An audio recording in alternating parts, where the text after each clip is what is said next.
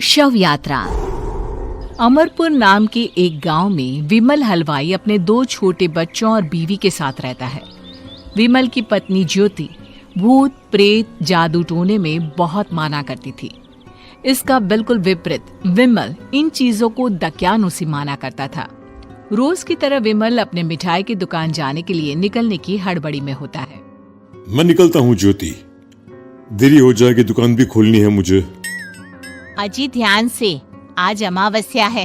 रास्ते में कोई कपड़ा या कुछ भी गिरा हो तो उसे लांग मत दीजिएगा, बगल से चली जाइएगा। अरे ऐसे तो तुम मुझे पागल ही कर दोगी क्या? हाँ, मैं नीचे देखकर चलूं कि सामने से कोई गाड़ी घोड़ा आकर मेरे ऊपर से चला जाए? दोनों हालत में तो मेरी ही मौत है। अरे क्यों सुबह सुबह इतनी अपसुगनी बातें कह रहे हो जी? मेरे गांव में तो ऐसा आंखों के सामने होता हुआ देखा है मैंने, इसीलिए कहती हूँ, वरना मुझे क्या, पड़ोसी को तो नहीं कहना चाहती मैं। पति है आप मेरे, इसलिए बोल रही हूँ। विमल अपनी मिठाई की दुकान चला जाता है। दुकान पर पहले से ही ग्राहकों की लंबी लाइन लगी हुई थी। ये लो, वहाँ ज्योति अमावस्या को लेकर परेशान है और आज तो हमेशा से ज्यादा ही लंबी लाइन लगी पड़ी है। अच्छी खासी बिक्री होगी आज। विमल दुकान खोलता है।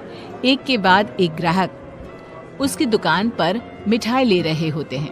तभी गांव की एक बूढ़ी औरत विमल से कहती है, जिस तेजी से बिक्री हो रही है, कहीं किसी की नजर ना लग जाए, नींबू मिर्ची टांग ले। अरे क्या चाची तुम भी, ये सब नजर बजर कुछ नहीं होता है। कैसे लोग हैं मेरे आसपास। अपनी दुकान से शाम को विमल हंसते कूदते वापस घर आता है। हाँ, आज तो अच्छी खासी बिक्री हुई है। एक महीने में जितनी बिक्री होती है, एक ही दिन में आज उतने पैसे कमा लिए मैंने। ये तो बहुत अच्छा हुआ जी, आज ही घर की नजर उतारी है मैंने। बिक्री तो अच्छी होनी ही थी। अच्छा, तुम खाना लगा दो, सारा माल बिक चुका है। मुझे शहर जाना होगा, कुछ चीजों की जरूरत पड़ेगी। रात भर मिठाई बनाऊंगा, तब जाकर कल सुबह दुकान खोल पाऊंगा। खाना खाकर विमल शहर जाने के लिए निकल पड़ता है। सुनिए जी, ध्यान से जाइएगा। चौरस्ते पर किसी जादू टोने की चीज पर पैर मत रख दीजिएगा।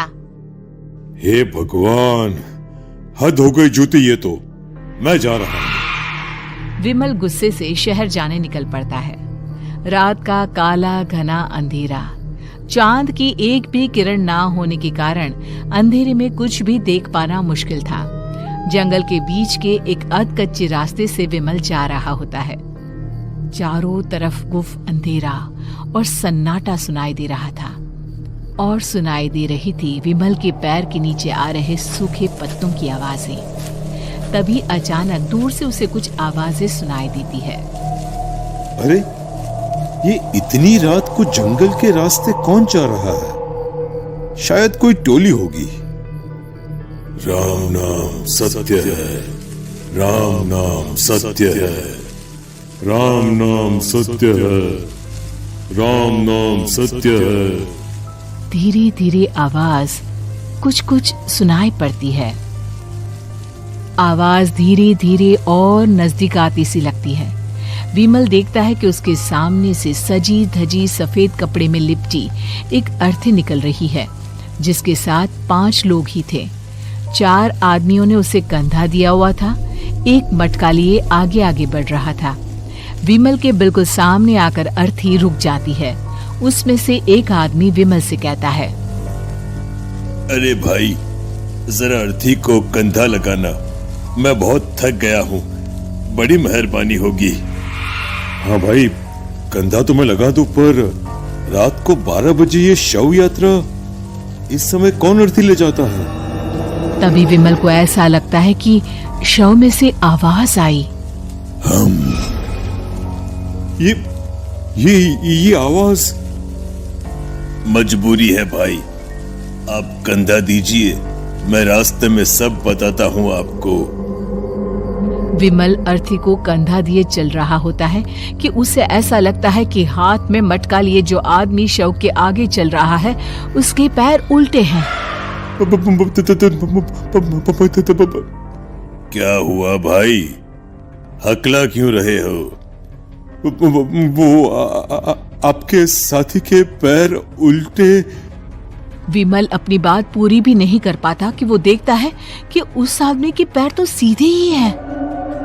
अरे नहीं, कुछ नहीं, मुझे शायद वहम हुआ होगा। धीरे धीरे सब आगे बढ़ रहे होते हैं।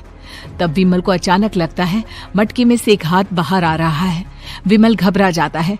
इसके पहले वो कुछ बोल पाता, कल्लू कहता है, मेरा नाम कल्लू है। हम 6 दोस्त थे, जिसमें से एक को तो तुम सोया हुआ देख रहे हो। इतनी पक्की दोस्ती थी कि जैसे हम सब सगे भाई हैं। पर किस्मत का कोई क्या कर सकता है।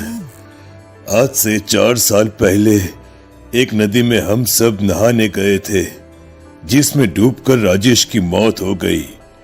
किसी मजबूरी के कारण हमें उसकी अर्थी को रात को ही शमशान घाट ले जाना पड़ा। हम 5 उसे ले जा रहे थे।